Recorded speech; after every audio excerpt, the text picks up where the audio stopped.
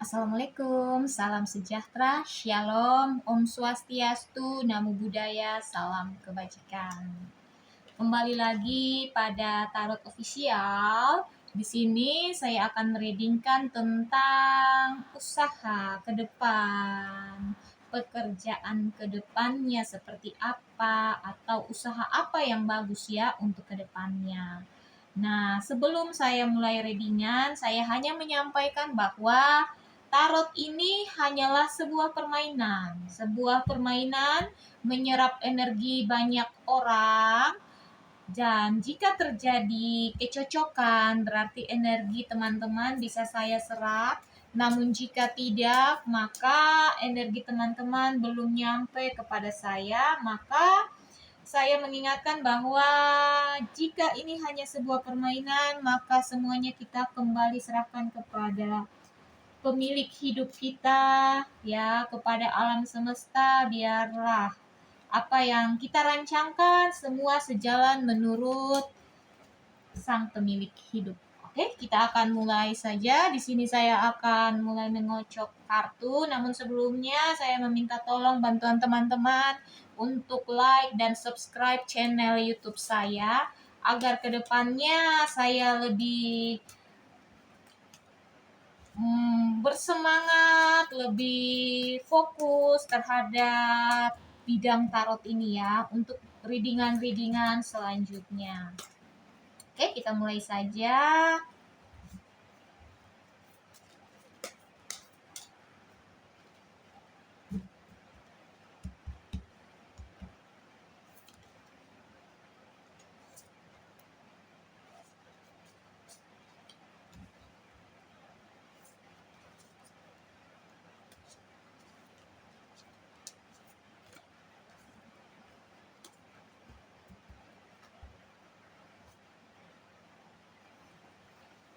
Usaha apa ya kira-kira ke depan ya yang akan memperbaiki ekonomi kita bersama untuk bulan Oktober ya.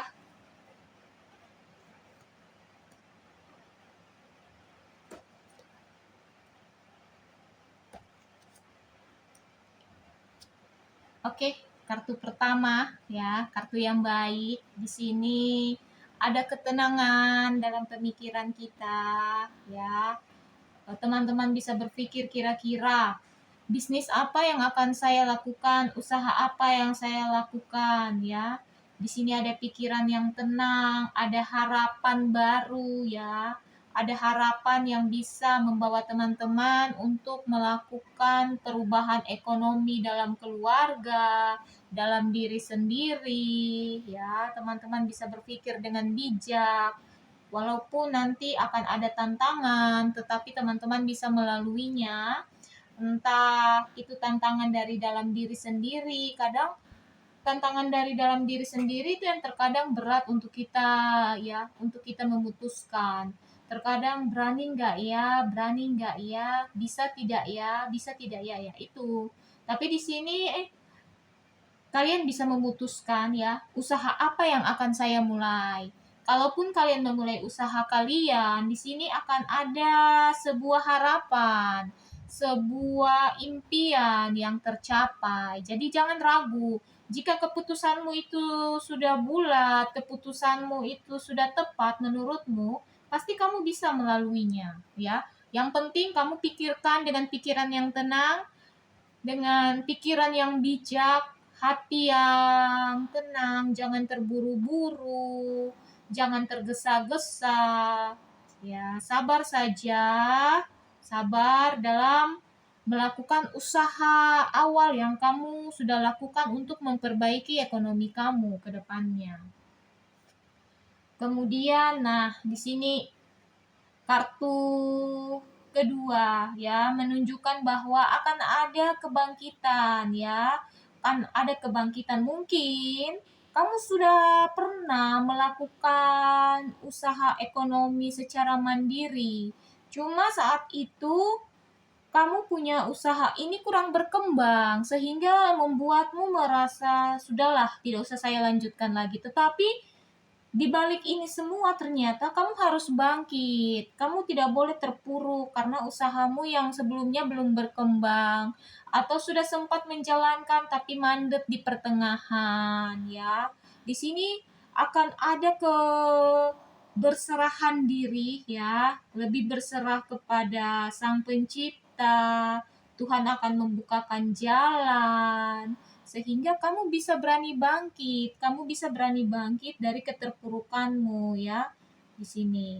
Tapi kamu tidak boleh ketika kamu sudah mulai bangkit jangan kembali pesimis lagi, harus optimis ya. Karena usahamu ini akan berkembang. Yang penting tekadmu harus kuat ya, doa-doamu lebih lebih kencang lagi, harapan-harapanmu harus lebih besar lagi, supaya apa yang kamu inginkan bisa tercapai. Di sini kartu ini kartu yang baik ya. Yang pertama juga kartu yang baik, sudah cukup baik kartu ini ya, karena ada harapan. Karena setelah ada harapan ini berarti ada kebangkitan. Kebangkitan ini ya, kebangkitan dalam arti kebangkitan di dalam diri sendiri itu berarti kebangkitan kemauan ya, kemauan.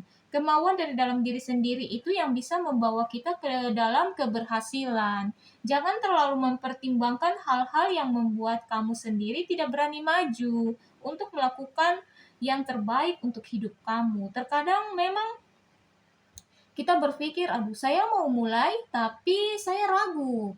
Saya ragu. Nah, itu yang tidak boleh ada di dalam pikiranmu. Kamu harus berani mengambil keputusan.